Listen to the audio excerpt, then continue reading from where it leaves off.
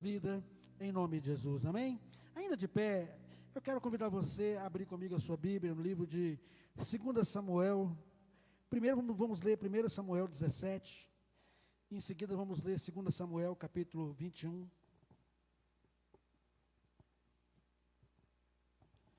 1 Samuel capítulo 15, vamos ler aí alguns versículos. Versículo 10, 1 Samuel capítulo 17, versículo 10. Se você achou, diga amém. E disse mais o filisteu: hoje desafio as companhias de Israel, dizendo: dai-me um homem para que ambos pelejemos. Ouvindo então Saul e todo Israel essas palavras do filisteu, espantaram e temeram muito. Versículo 40. E tomou o seu cajado em sua mão e escolheu para si 5 seixos de ribeiro e pôs-o em sua alforje de pastor, o qual trazia a saber no surrão, e lançou mão de sua funda e foi chegando o filisteu. Versículo 50. Assim Davi prevaleceu contra o filisteu com uma funda e com uma pedra, e feriu o filisteu, e o matou, sem que Davi tivesse espada em sua mão. E assim Davi prevaleceu contra o filisteu, com uma funda e com uma pedra, e feriu o filisteu, e o matou, sem que Davi tivesse espada em suas mãos. Pai Santo, obrigado, te louvamos nessa noite. Pedimos, Pai, a Tua graça sobre nós, que Teu Espírito Santo, Pai, venha falar nessa noite em nosso coração, através da Tua palavra, em nome de Jesus. Pode sentar, queridos. Eu quero falar um pouco nessa noite sobre desafios. Nós sabemos que a nossa vida, a caminhada cristã, ela já é uma caminhada de desafios. Sabemos que o maior desafio que nós temos como cristão é buscar e viver em santidade. É um dos maiores desafios que nós temos como cristãos. Porque a palavra diz que nós todos os dias somos entregues à morte como ovelhas para o matador, ou seja, a cada dia nós estamos aí cercados de armadilhas, estamos aí cercados pelo nosso inimigo, porque a palavra diz que ele anda ao nosso derredor procurando uma brecha em nós para que ele possa agir contra a nossa vida. Então, quando falamos em desafios, nós também falamos de conquistas. Quando falamos em desafios, não tem como falar de desafios sem falarmos de lutas.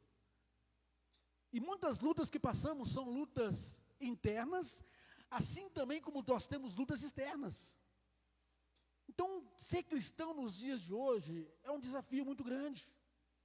E infelizmente para muitos, ser cristão virou status. Ser cristão virou status. Uma coisa é ser cristão, outra coisa é ter de fato uma vida com Deus, uma experiência com Deus pessoal. Tem uma frase antiga, essa frase é muito antiga. E ela diz assim, olha, é fácil andar com Jesus no peito. Difícil é ter peito para andar com Jesus. Porque para andar com Jesus exige renúncia. Jesus foi claro, olha, se você quer andar comigo, primeiro, negue a si mesmo. Ou seja, negue aí as suas vontades, negue os seus desejos, os seus prazeres. Tome a tua cruz, ou seja, você vai passar por dificuldade, vai passar por lutas, mas assim como eu venci, você vai vencer. Então são desafios diários. Também nós podemos apresentar esses desafios como gigantes. O que Golias disse? Hoje eu desafio Israel. Ou seja, eu trago um desafio para vocês. Não tem homem não? É um desafio. Se existe algum homem, se tem, manda para que ele venha lutar comigo. Então era um desafio que Israel agora passava, e a palavra diz que por 40 dias e por 40 noites, estava ali Golias afrontando o povo. Quantos de nós não passamos por afrontas, não vivemos afrontas? Quantos de nós não já experimentamos afrontas sobre a nossa vida? A palavra diz no livro de Gênesis capítulo 4, olha o que diz a palavra. Havia naqueles dias gigantes na terra. E também quando os filhos de Deus possuíram as filhas dos homens, e delas geraram filhos, e estes eram valentes, o qual houve na antiguidade, e eram homens de fama. Espera aí, vamos parar aqui. Em Gênesis 6 a palavra fala que havia gigantes. No capítulo 8, Deus levanta Noé, Deus traz uma palavra para Noé, Noé constrói a arca, a palavra diz que Deus manda o dilúvio sobre a terra, 40 dias e 40 noites chovendo, interruptamente, direto, ou seja, toda a raça humana foi exterminada, sim ou não? Quem permaneceu vivo? Somente Noé e a sua família. Mas então, por que agora, mais uma vez, nós nos deparamos com gigante? Já parou para pensar? Eles não foram exterminados lá? Porque mais uma vez eles se levantam. Por que eles se levantam por muitas vezes? A palavra diz que, como que eles eram gerados? Era a mistura dos filhos de Deus com os filhos dos homens. Quem são os filhos dos homens? São pessoas que não têm vida com Deus, são pessoas do mundo. Ou seja, é a mistura do santo com o profano. É a partir daí eles são gerados, eles são, mais uma vez, vivenciados. Ou seja, aqueles que amam a Deus, com aqueles que não conhecem a Deus. E a palavra diz que mais uma vez eles se levantaram. E agora se levantou como um homem que se dizia um valente, como um guerreiro comum que afrontava o povo de Israel. Quem era o povo de Israel? Não era os filhos de Deus? Que agora mais uma vez estava passando por esses desafios? Que mais uma vez estava agora sendo afrontado, sendo confrontado pelo seu inimigo? E a palavra diz que era todos os dias. Olha o que Jesus nos orienta. No livro de Marcos, capítulo 7, versículo 14. E chamando Jesus outra vez a multidão, disse: ouve-me vós todos e compreendei. Nada há fora do homem que entrando nele o possa contaminar. Mas o que sai dele, isto é o que contamina o homem. E se alguém tem ouvido para ouvir, ouça. Por que eu falei que muitas vezes nós temos desafios internos? Desafios internos. São os desafios que eu entendo que são dos mais difíceis que nós temos para vencê-los. Porque a luta é conosco mesmo, a luta é contra nós mesmos. A luta é aqui na nossa mente, é no campo da mente. Porque o inimigo o tempo todo está tentando manter a nossa mente influenciada pelo mundo, influenciada pelo pecado. Tudo que você vai ver hoje tem sensualidade. E se você não prestar atenção, muitas vezes vai passar situações como essa, às vezes em desenhos infantis, que muitas vezes você não está ali sintonizado na coisa. Quantas situações, quantos momentos. Então a nossa mente é um campo de batalha o tempo todo. O tempo todo o inimigo tenta soprar na nossa mente que nós não vamos vencer. Que a luta que nós enfrentamos é tão grande que nós não temos força para vencer essas lutas. Que o desafio é tão grande que nós não vamos conseguir vencer. Muitas vezes o inimigo tenta colocar isso na nossa mente. Ou seja, são os nossos desafios internos, são os gigantes internos.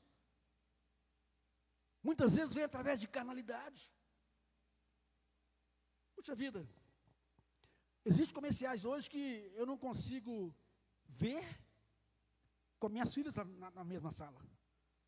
Estou falando de comerciais. Não estou falando de filmes. Porque é o ataque o tempo todo tentando atacar o nosso coração, a nossa alma. E quando que esses gigantes surgem? A palavra diz que todas as vezes que Israel, todas as vezes que Israel se voltava suas costas para Deus, os inimigos se levantavam. Gigantes eram gerados. Então, sempre que você virar as costas para Deus, entenda que os desafios virão contra você e virão de maneira pesada.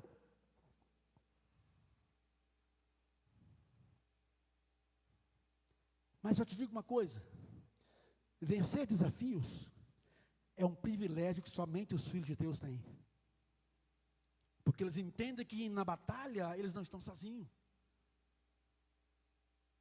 A palavra diz que quando Gideão estava numa batalha muito grande, um pequeno exército de Israel contra 5 nações.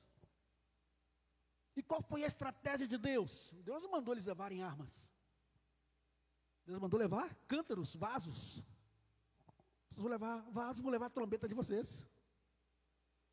Tenta imaginar um exército indo para a guerra carregando vasos. E qual foi a estratégia de Deus? Será que quando vocês ouvirem o barulho, sou eu que estou chegando? Vou vir por Taças Amoreiras, sou eu chegando. Vocês vão quebrar os cântaros e vão tocar a trombeta. Porque nessa batalha, vocês não terão que pelejar. Vocês simplesmente ficarão parados e verão o livramento que eu, o Senhor, darei para vocês. E a palavra diz que assim aconteceu. Quando quebraram os cantos e começaram a tocar buzina, aquele povo entrou em confusão e se matou uns aos outros. E a palavra diz que Deus deu grande vitória a Israel naquele dia. Então, esses desafios nós sabemos que venceremos, por quê? Porque o Senhor está conosco. São gigantes internos, temos que vencer os gigantes da alma. Porque se estivermos com a nossa alma presa, nós não conseguimos caminhar, nós não conseguimos ter ânimo, nós não conseguimos ter força para vencer. Temos também os inimigos externos. Pronto. O que a palavra diz? Que Davi matou o filisteu. Pronto, o gigante foi exterminado. Sim ou não? Vamos lá, versículo 50. Assim Davi prevaleceu contra o filisteu, com uma funda e com uma pedra, e feriu o filisteu e o matou, sem que Davi tivesse espada. O que ele fez com Golias? Matou. Capítulo 21. De 2 Samuel. Capítulo 21, versículo 15. E tiveram mais os filisteus uma batalha contra Israel. E desceu Davi e com ele os seus servos. E tanto pelejaram contra os filisteus que Davi se cansou. E Isbi-Benob, que era dos filhos dos gigantes, e o peso de sua lança tinha 300 ciclos de cobre, e estava cingido com uma espada nova, intentou ferir e a matar Davi. Porém Abisai, filho de Zeruia, o socorreu, e feriu o filisteu e o matou. Então os homens de Davi juraram, dizendo: nunca mais sairá conosco a peleja, para que não se apague a lâmpada de Israel. Davi não tinha matado gigantes? E quem se levanta agora? Um outro gigante. Um homem valente, um homem de guerra. E a palavra diz que qual que era o objetivo central desse gigante? Tirar a vida do líder. Fazer com que você morra na sua fé. Que você faça com que os seus projetos de conquistas, eles fiquem estagnados. Ou até mesmo para que você entre em desânimo, você não queira mais lutar por esses projetos. Ele vem para tentar matar seus sonhos. E a palavra diz que esse gigante, puxa vida, não tinha morrido? Já não tinha ido. E agora mais um. O outro gigante se levanta, com um propósito específico de matar. E um dos principais objetivos desse gigante, o nome dele significa desânimo.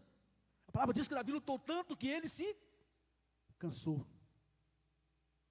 E se Davi não tivesse tido um socorro, ele teria morrido. Deixa eu dizer para você uma coisa: quando você quando você paralisa nas suas conquistas, quando você para de lutar pelas suas conquistas, os seus sonhos morrem, porque você perde o prazer de lutar. Porque o inimigo vai dizer, olha, não adianta lutar porque você não vai vencer, não adianta você querer fazer porque você não vai vencer. E o grande desafio desse gigante é trazer desânimo, é trazer ira.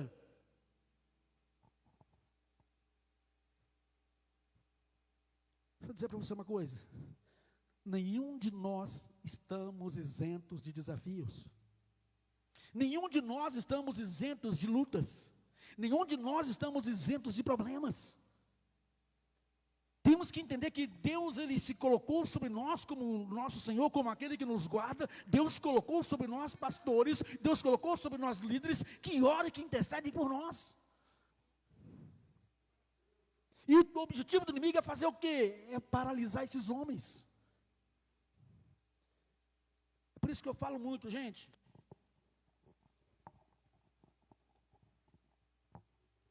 Se os líderes, os pastores, glória a Deus, hein? Se os líderes e os pastores, eles forem olhar para a ingratidão, eles param de fazer a obra. Vamos olhar para Jesus, Jesus na cruz, e toda a multidão que o seguia estava ali em volta da cruz. Pessoas que ele havia curado, pessoas que ele havia libertado, pessoas que ele havia feito com que as pessoas tivessem uma nova experiência de vida. E o que muitos diziam naquele dia? Crucificam. Se Jesus tivesse olhado para esses, para os ingratos, eu não estaria aqui nessa noite, você não estaria aqui nessa noite. Mas Jesus, ele tinha um desejo. A palavra diz que o que ele fazia era a vontade do seu Pai. A obra que ele fazia era muito grandiosa, ele não podia parar. E essa obra envolvia a minha vida e a sua vida. Você é o resultado da obra de Deus. A sua família, ela é a expressão da obra de Deus. Como guerreiro, você não pode parar. Deixa eu dizer para você uma coisa. A sua espada não pode ficar na bainha. Ela precisa estar o tempo todo desembainhada, e o que tem que estar nela é o sangue do nosso inimigo. Não podemos permitir que a nossa espada ela fique enferrujada, que você pare de lutar, querido. Eu lembrei da Ludmila, né? Nunca pare de lutar. Nunca pare. Porque a nossa luta é constante. A nossa batalha é diária. As lutas que passamos são diárias. As lutas que as mães passam pelos filhos são diárias. As intercessões são diárias. Então não podemos baixar nossa guarda em nenhum momento. A palavra diz que Davi se cansou e simplesmente ele desanimou. Por quê? Porque se cansou. E nós não somos aqueles que retrocedem. O objetivo desse gigante, desse inimigo é nos levar a pensar que estamos cansados, que não temos mais força para lutar e que não adianta lutar. É isso que ele quer colocar em nosso coração. É isso que ele tenta plantar dentro de você. Para que orar pelo seu marido? É um caso perdido. Para que orar pelos seus filhos? É um caso perdido. Para que se preocupar com a sua vida financeira? Não tem jeito mais, não tem conserto. E é isso que ele quer fazer. O foco central dele é esse. É fazer você simplesmente abdicar dos seus desejos, dos seus sonhos. É fazer com que o que venha para o teu coração é algo que vai fazer mal para você, mas você precisa vencê-lo em nome de Jesus. E a palavra diz que os homens de Davi, os seus guerreiros, juraram, fizeram um juramento, que Davi jamais sairia destas batalhas. O mais interessante, que a unção de Davi estava sobre a vida dos seus homens. Eu entendo isso. Quando eu estou debaixo de uma liderança, a mesma unção que está sobre meu líder está sobre a minha vida. Eu entendo isso. A mesma aliança que ele está, eu estou dentro dela também. É por isso que nós conseguimos vencer todos os nossos adversários. As guerras que vêm contra nós conseguem serem derrotadas em nome de Jesus. Versículo 18 diz assim: e aconteceu depois disso, ou seja, depois dessa guerra aí, que Davi quase morreu, e que Isbi-Benob se levantou dizendo como guerreiro, mas ele foi vencido por Abisai. Sabe quem era Abisai? Ele fazia parte daquela primeira linhagem de homens que vieram para Davi, lá na caverna de Adulão. A palavra diz que eles eram 37 valentes. Dentre os 37, haviam 3 que se destacavam sobre eles. E Abisai fazia parte desses 3. Ou seja, era um homem que acreditava na visão da sua liderança, na visão do seu líder. Não só acreditava, mas ele andava na mesma visão. Bom, venceram. Isbi-Benob foi vencido. Agora tranquilidade, paz. Versículo 18. E aconteceu depois disso que houve ainda em Gobe outra peleja contra os filisteus. Então Sibekai Uzadita feriu Asaf, que era dos filhos dos gigantes. Mais um gigante. A batalha onde? Gobe. Gobe é a terra de conflito. O nosso Gobe está aqui, ó. É a nossa mente. É lugar de conflito. É onde nós precisamos lutar o tempo todo. Nós temos que orar e interceder o tempo todo. Ou seja, esse lugar, o tempo todo, a nossa mente ela é atacada. A nossa mente ela é bombardeada o tempo todo. O nosso coração. Irmãos, você sabia que o coração do ser humano é um lugar que ninguém conhece? Às vezes nós vemos as pessoas, boa aparência, pessoas que são agradáveis, mas nós não sabemos o que está no coração dela. Eu morei na fazendinha, ali para cima da baleia, por 3 anos. E quando mudei para lá, a Luana era novinha, devia ter uns 4 para 5 anos mais ou menos. E tinha uma vizinha que tinha 2 filhas. E todo dia a Luana ia brincar com essas meninas, todo dia. Ia, brincava, aquela coisa toda. E o pai dessas meninas, todo dia, eu não sei o que ele fazia, ele queimava um lixo fedorento, todo dia de tarde. Todo dia ele varria, mexia no quintal e queimava um lixo fedorento. Até que um dia, a Cida entrando no propósito, falei, a partir de hoje já não vai para lá mais. Já não sabia por quê. Até então, nós não entendíamos por que nós colocamos no coração que ela não ia mais. E hoje entendo que não fomos nós que colocamos, foi Deus que pôs no nosso coração. Falando, a partir de hoje não vai mais. E tinha uma senhora que lavava roupa lá para casa, lavava roupa para nós. E toda vez que essa dona ia lá em casa, ela ficava chorando. Lavava roupa e chorava. Porque tinha uma filha dela que estava desaparecida há mais de 5, 6 anos. Nunca mandou carta, nunca falou nada, simplesmente desapareceu. E ali a gente se adorava com ela e nada. Aí mudei do bairro, fui morar no bairro Nazaré e trabalhava no Santo Inês. E um dia, chegando de manhã para trabalhar, passei pela banca de revista, na porta do meu serviço, eu vi a foto do pai das meninas na primeira página. Carniceiro do Cafezal.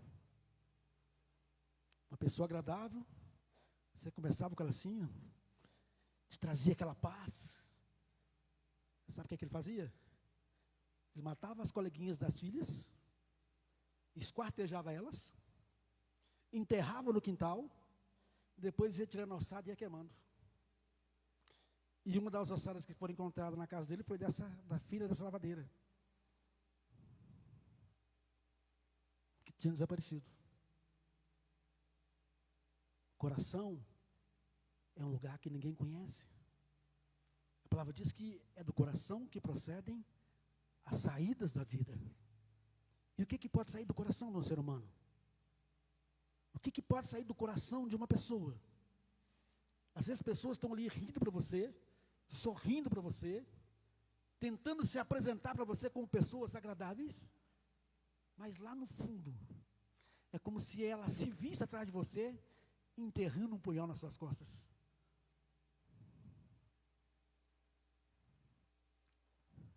São desafios. Nós não conhecemos o coração do ser humano. É por isso que você não deve abrir o seu coração para qualquer pessoa. Você não deve abrir a sua vida para qualquer pessoa, porque o inimigo ele quer tomar o nosso coração. E muitas vezes quando ele coloca o confronto no coração, quando ele coloca os desafios no coração, coisas terríveis acontecem, às vezes pensamentos. Que tem de pessoas que são assassinas, Mas são assassinos aqui, ó, na mente. Fulano podia morrer. Ah, ciclano podia morrer. Por que fulano não morre? São homicidas no coração. Está rindo para você. Eu me lembro de uma pessoa aqui na igreja, que havia um outro irmão, que esse irmão estava numa luta para arrumar um emprego, e ele falava, não, eu estou orando com você, eu estou orando por você, olha, nós estamos orando juntos, nós estamos juntos. E quando Deus abriu a porta para esse irmão, que ele começou a prosperar, o outro simplesmente começou a falar mal dele. Será que ele estava orando mesmo para Deus prosperar o irmão? Será que a oração que ele fazia era liberando bênção? Eu falo muito, olha, não adianta a pessoa chegar, impor as mãos sobre a sua cabeça, dizer que está ministrando cura na sua vida, ele pode estar dizendo isso, mas o que está dentro dele? Nós só damos aquilo que nós temos. Ninguém consegue dar aquilo que não tem. Se o nosso coração, se a nossa vida é uma vida de paz, nós podemos ministrar a paz, porque é a paz que a pessoa vai receber. Mas se temos um coração maligno, você pode liberar com as suas bocas todo tipo de bênção que você quiser. Mas você jamais irá ministrar bênção sobre a pessoa, porque nós só damos aquilo que temos. Quantos complexos começam a surgir? Pessoas começam a ficar complexadas. Ah, minha vida não tem jeito, não tem conserto para mim. Ah, eu sou um zero à esquerda.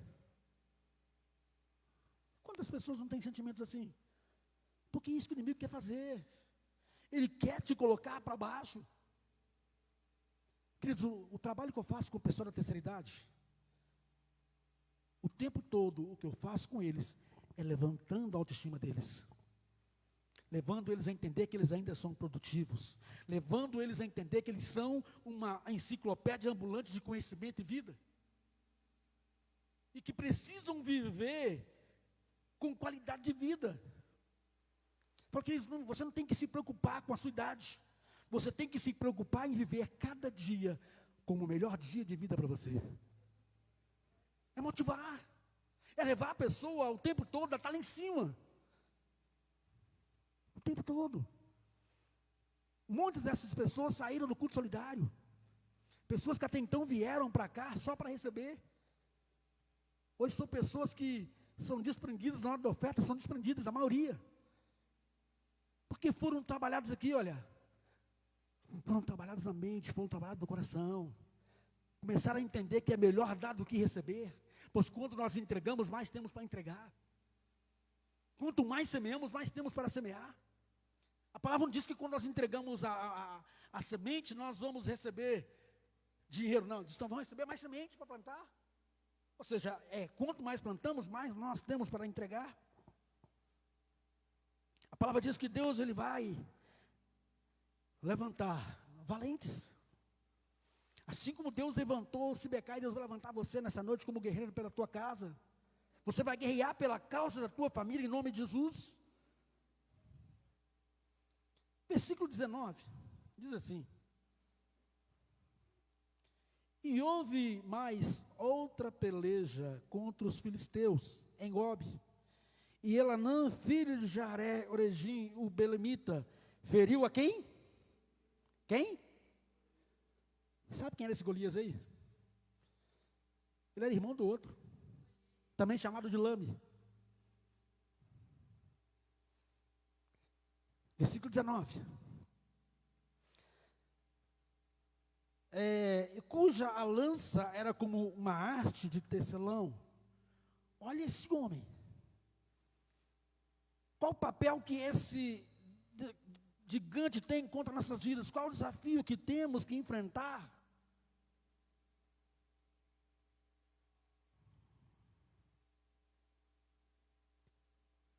Era o gigante da dúvida. O tempo todo. O tempo todo dúvida no nosso coração. O tempo todo nos levando a duvidar. Temos que ser como Josué. Sabe o que Josué fez? Olha o que Josué fez. Josué, capítulo 11. Vamos voltar um pouquinho aí. Josué, capítulo 11, versículo 4 em diante, estou terminando. Josué 11, versos 4. Diz assim a palavra do Senhor: e saíram, pois, todos os seus exércitos com eles, muito povo em multidões como areia que estava no mar da praia, e muitíssimos cavalos e carros. Todos estes eram reis e se ajuntaram e vieram e se acamparam junto às águas de Merom para pelejarem contra Israel. E disse o Senhor a Josué: não temas diante deles, porque amanhã, a esta mesma hora, eu os darei a todos feridos diante dos filhos de Israel. E os seus cavalos jarretarás, e os seus carros queimarás ao fogo. E Josué e toda a gente de guerra que com ele estava, e veio apressadamente sobre eles as águas de Merom, e deram neles de repente. E o Senhor deu na mão de Israel, e os feriu, e os seguiram até a grande Sidom, e até Misrefone-Maim, e até o vale de Mispa ao oriente, e feriram-nos até que não deixaram nenhum. Tem que ser implacável contra o nosso inimigo. Josué, ele foi implacável. Mas ele foi debaixo de uma direção de Deus. Deus, olha, você pode ir que amanhã, nesta hora, eu já vou entregá-los derrotados para você. Venceu mais uma batalha. E a palavra diz no versículo 20, olha o que diz no versículo 21. Versículo 20 em diante. Diz assim, 2 Samuel, capítulo 21, versículo 20 em diante. E houve ainda também outra peleja em Gate, onde estava ali um homem de alta estatura, que tinha na mão 6 dedos, e em cada pé também 6 dedos, 24 ao todo, e também na cera dos gigantes. E qual era o papel dele? E injuriava a Israel.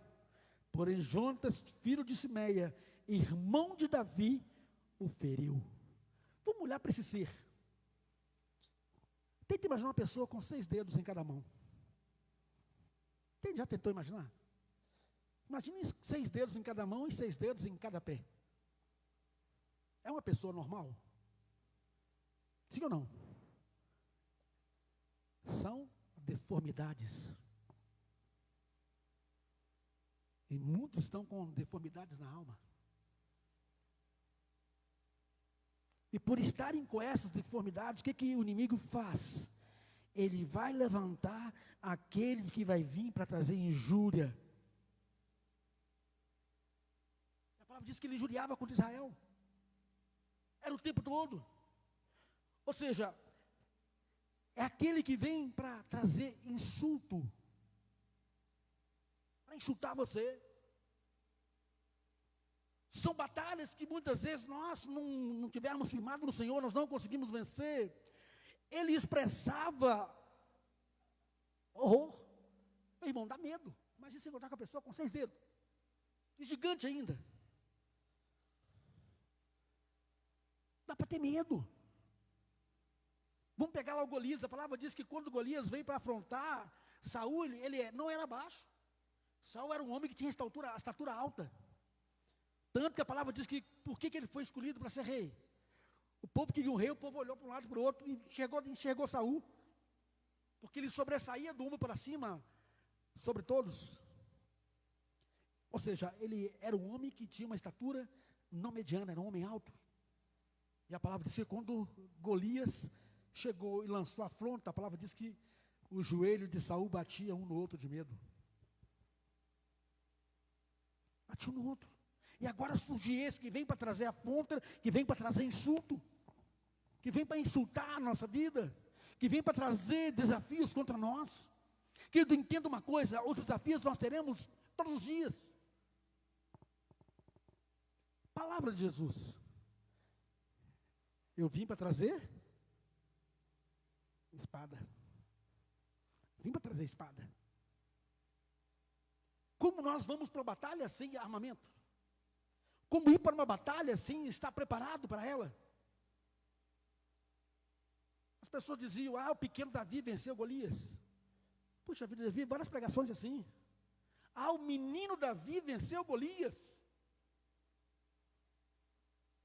Mas se você ler um pouquinho as escrituras, você vai ver que era diferente.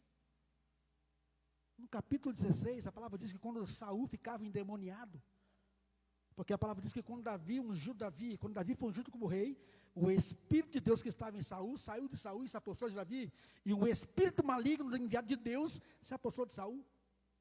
Ele ficava endemoniado.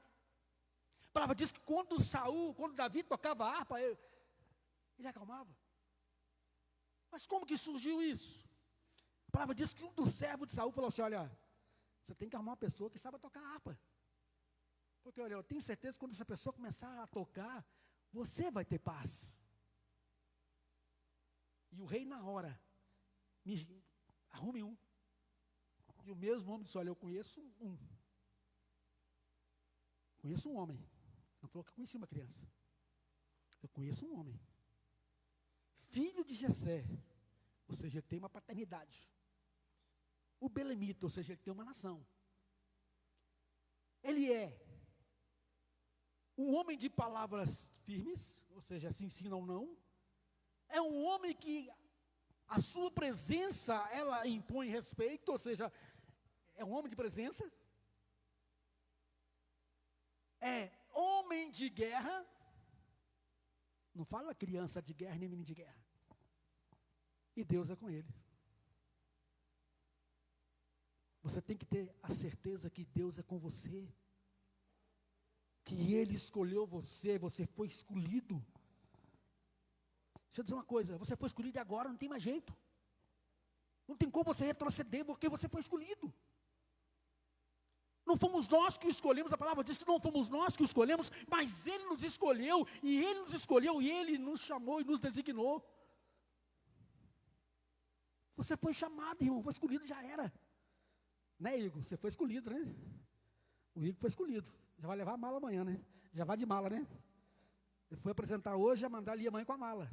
Ele já era, não tem jeito mais. Foi escolhido. Uma vez que você é escolhido, querido, ninguém pode mudar.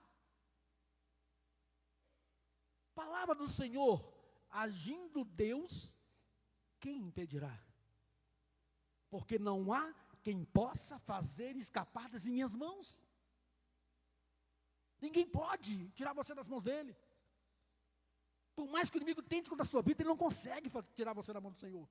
Porque você foi escolhido por ele, você pertence a ele. Você tem um selo na sua vida. E é esse selo que nos garante a vitória.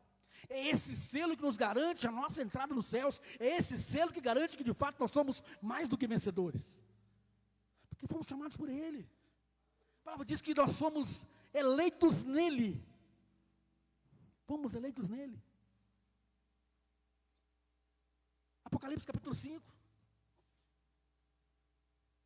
Que o Senhor escolheu pessoas de todos os povos, tribos, línguas e nações. E os constituiu como reino de sacerdotes. Então ninguém pode mudar isso na sua vida. Você tem que ter a sua mente, querido, preparada para isso. A sua mente tem que estar fixada no Senhor, na sua vitória, no seu projeto, nos seus objetivos. Lembrei da frase lá do escritório de Renato. Tem pessoas que trabalham 8 horas por um salário.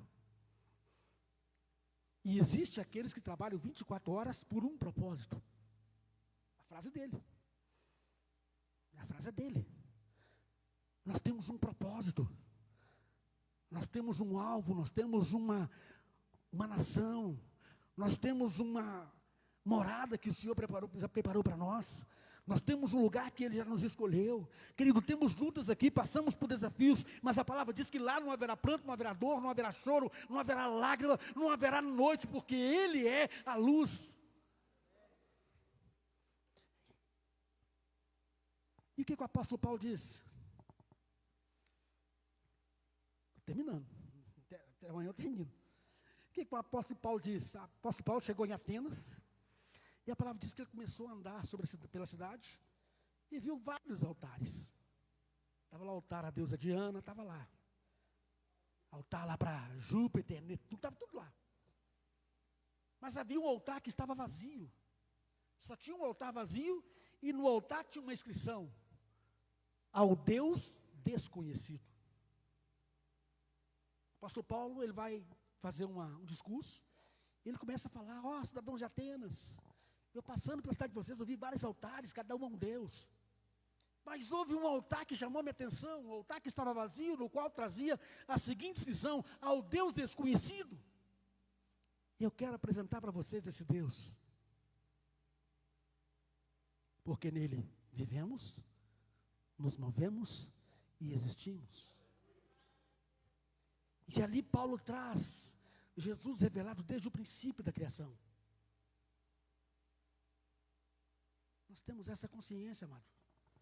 Temos lutas? Temos. Jesus não disse que a nossa vida seria um mar de rosa. Jesus não disse que a sua vida seria só suco de uva. Não, no mundo tereis aflições. Mas se animem, tenham bom ânimo, porque eu venci o mundo, e assim como eu venci, vocês também vencerão. Porque esta palavra que foi liberada para nós. Temos gigantes? Temos. Você sabe qual é o destino dos gigantes? Sabe para que os gigantes nasceram? Gigantes nasceram só para cair. É para isso que nasceram. Para serem derrotados. Para serem vencidos. Podemos, como a palavra diz, né? Está desanimado, né? Estamos desanimados, não estamos vencidos, não. Eu falo muito com as irmãs aqui, o pessoal da terceira idade: gente, vocês estão com a idade avançada, mas vocês não estão mofados, não. Levanta. Pouco tempo uma chegou de Caldas Novas, foi passear. Porque descobriram através desses encontros nossos, que se elas quiserem, elas podem viajar o Brasil todo sem pagar passagem. Desde que comunique a empresa, 30 dias antes. A irmã chegou agora há pouco tempo, toda bronzeada. Caldas Novas, com uma semana. Estão entendendo? Que é levar a pessoa a viver com qualidade de vida. Deus quer isso para nós. A palavra é clara: se quiser e me ouvir, comereis do melhor. Não é só querer, querer todos nós queremos. Mas ouvir nem todos querem. Lembra o texto que lemos, Marcos 6? Se você tem ouvido para ouvir, ouça. Entenda. Entenda uma coisa. Você não nasceu para ser fracassado. Você não nasceu para ser simplesmente mais um para fazer contagem da humanidade. Você nasceu com um propósito. E você precisa descobrir qual é o propósito de Deus para a sua vida. Pois cada um de nós temos um propósito. Eu me lembro quando eu vim para essa igreja, e conheci na época o pastor, o seminarista, ele era seminarista, Hamilton, hoje pastor, e numa de nossas saídas ele me perguntou, falou: Marco, vou fazer uma pergunta para você, qual que é o seu chamado? Falei: o que é isso? Você está me chamando? Falei: não, qual que é o seu propósito dentro do reino, dentro do ministério? Falei: olha, eu ainda não sei qual que é a minha chamada ministerial. Falei: então você deve orar a Deus urgente, para que Ele te mostre qual é a área que Ele chamou você para trabalhar. Para que você não fique num lugar onde você vai ser improdutivo. Porque se você ficar no lugar onde você não quer ficar, ou você não foi chamado para aquilo, você vai simplesmente cumprir um calendário ou um propósito. Ou um calendário ou cumprir uma meta. Mas você nunca vai chegar no teu propósito. E eu orei, Deus me mostrou. O Senhor me mostrou qual era a minha chamada. Então que você possa nessa noite, em nome de Jesus, entender que desafios virão. Gigantes se levantarão. Eu estava conversando com uma jovem hoje sobre essa mensagem. Ela falou: pastor, eu descobri um negócio aqui agora. Eu falei: o que foi? É por isso então que Davi pegou 5 pedras. Eram 5 gigantes mesmo. Eram 5. Davi usou quantas pedras? Ficou quantas ainda no forja? Como quem disse, se vier os outros, a gente derruba também. Nós derrubamos em nome de Jesus. Porque maior é aquele que habita em nós. Golias tinha 2,96 m. A caneleira, cada uma pesava 3,6 kg. A sua couraça, 60 kg. A sua espada, 50 kg. Imagina o peso que esse homem carregava. Escudo, arma, lança, capacete, E o único lugar aberto no capacete. Olha que mira, olha o que Deus fez. Irmãos, eu creio que quando Davi jogou aquela pedra, Deus veio com a raquete e deu aquela raquetada, porque foi uma só. Então você precisa, em nome de Jesus, pedir que o Senhor venha revestir você da armadura de Deus, porque dias maus virão, dias ruins virão, e temos que estar preparados para esses dias, porque dia mau ninguém põe na agenda. Você coloca na tua agenda o dia do aniversário de fulano, de ciclano, você coloca na sua agenda o dia de uma festividade, o dia de um casamento, mas ninguém coloca lá na agenda assim, olha, dia mau, ninguém quer. Mas eles virão. Não estamos livres dele. Mas temos aquele que intercede por nós. A palavra diz que Satanás, ele está ao nosso derredor. Por quê? Porque ao nosso redor acampam os anjos do Senhor. E é o Senhor que dá ordem a ele para nos servir em nome de Jesus. Amém? Fique de pé, vamos orar.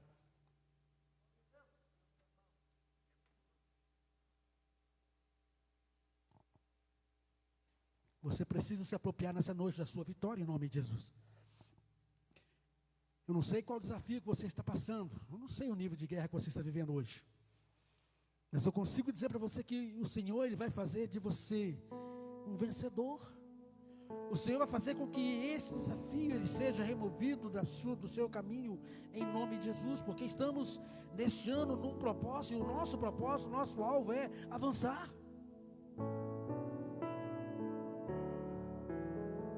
E o alvo do gigante é parar na sua frente, porque ele sabe que ele parando na tua frente vai vir temor, vai vir medo, vai vir terror, vai vir dúvida, vai vir insegurança, e você vai ficar paralisado. Muitas vezes ele tenta nos vencer, ou ele nos vence por intimidação. Por intimidação. Depois você procura para você ver um vídeo chamado O Leão e a Hiena, para você ver. Porque se nós formos olhar para a realidade, em uma batalha entre um leão e uma hiena, quem vence? Quem sai vencedor? Na nossa visão humana, quem é que sai vencedor? O leão. Por quê? É o rei da floresta. Por quê? É um exímio caçador. Por quê? É um estrategista. Só que sabe o que a hiena faz? Ela dispara a gritar. Ela vai gritando, aquele grito que vai entrando na mente do seu oponente, na mente do leão. E o que o leão faz? Ele foge, com medo dos gritos. Mas na batalha ele vence. Mas na mente dele, ele é dominado aqui na mente, ele é derrotado na mente. Você já viu como o elefante no circo ele é amarrado? Já viu como que ele é preso? Qual que é o tamanho da estaca? Pequenininho assim. Por que ele não foge? Você sabe por quê? Porque ele pegou desde pequeno. E quando ele é pego pequeno, ele não tem força para vencer aquela madeira. Aí ele vai crescendo com a visão que ele tem. Toda vez que dá pressão no calcanhar, o que está na mente dele? Eu não vou vencer. Ele cresce, toma aquela proporção enorme, mas sempre que ele tenta se mover, vem a pressão no calcanhar. O que vem na mente dele? Eu não vou vencer. Muitas vezes nós somos derrotados aqui, ó, na mente. Se você tem uma mente sarada, se você tem uma mente pura, se você tem uma mente renovada, por isso que a palavra diz que devemos renovar o quê? A nossa mente. Para quê? Para experimentar qual é a boa, perfeita e agradável vontade de Deus. E o tempo todo o elefante está preso. Mas se ele quiser, ele derruba tudo. Ele arranca aquela estaca, destrói tudo diante dele. Mas a mente diz para ele, olha, você não vai vencer. Você não vai conseguir arrebentar essa corda. Talvez o seu inimigo nesse momento falando com você, olha, você não vai vencer. Esse problema é muito grande para você vencer. Esse obstáculo você não vai conseguir vencer nunca. Esse obstáculo ele é intransponível para você. E você está com isso na mente.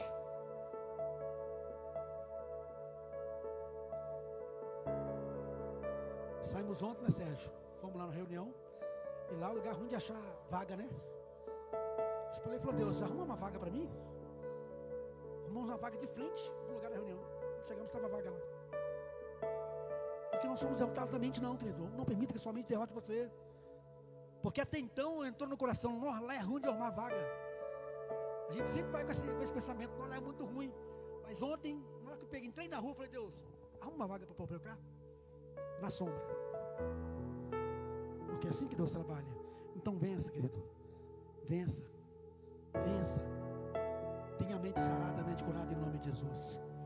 Pai Santo, em nome de Jesus, nós queremos apresentar, Senhor, ó Pai, esse teu exército, Senhor. Ó Pai, esses guerreiros que o Senhor enviou nessa noite para este lugar, Senhor. Meu Pai, na autoridade que é em nome de Jesus, que o Senhor prepare os teus filhos, Senhor, adestre a mão deles, Senhor. Ó Pai, porque sabemos que os desafios virão diante deles, que os desafios, ó Pai, irão se colocar, meu Deus, diante entre eles e as suas conquistas.